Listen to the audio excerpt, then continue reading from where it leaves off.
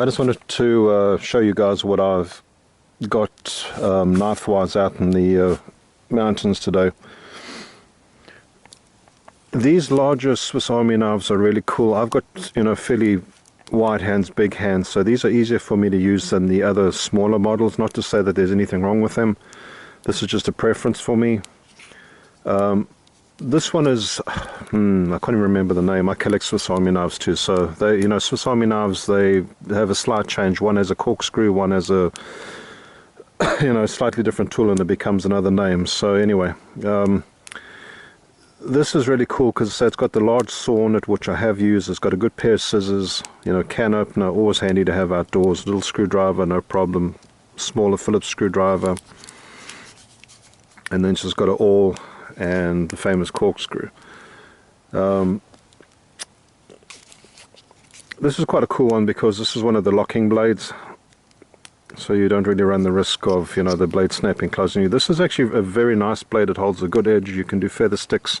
I mean, you can skin a deer with this if you had to. It's a really nice blade. It's a good shape for sort of camp work and stuff.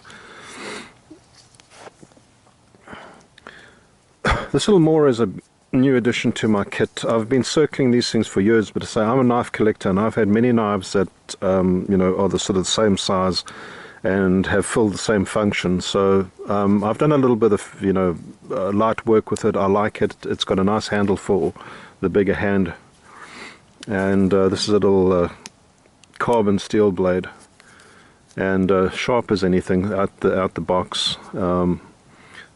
Definitely a nice little knife to have, super light, easy to carry, and they are dirt cheap. Then this is the heavy duty knife. This is an Ontario SP53 second generation. This thing is an absolute beast for chopping through stuff. It's got a 1/4 inch steel spine, and the grind is just great for cutting and for splitting stuff. I mean, you can batten really easily with this, and I mean you can get down to some really sort of fine, almost like feather sticking. I mean, let's get there. You can sort of see how sharp this thing is. The shape of the blade's almost a bolo blade, but I say it's actually quite nice to use as a draw knife. You can see, like on this old log here, if you're trying to make yourself up a little tinder bundle, you just use the slight curve over here as a draw, and you can scrape yourself off some, you could get a, obviously this is probably a bit damp from, but I say in no time you could get yourself something together that you could take your ferro rod to and try and spark something out of it. So it's an interesting shaped blade. There's a lot of different things you can do with it, but I say it has a definite use for as a draw knife. This thing has got a absolutely wicked point on it. Right.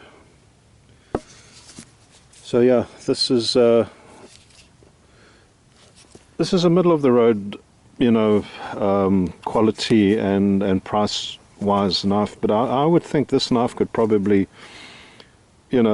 stand fairly easy shoulder to shoulder with some of the more expensive knives that you pay more for, but no problems with the knife. A lot of people have them, and this is not a knife you see in these destruction videos that gets broken. It just doesn't happen. This handle is really, really comfortable.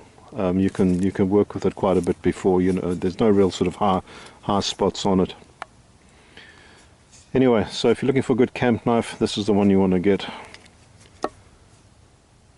Alright, and so once again we're just hanging out at the shelter here today, and enjoying a decent day. Alright, thanks for watching, guys.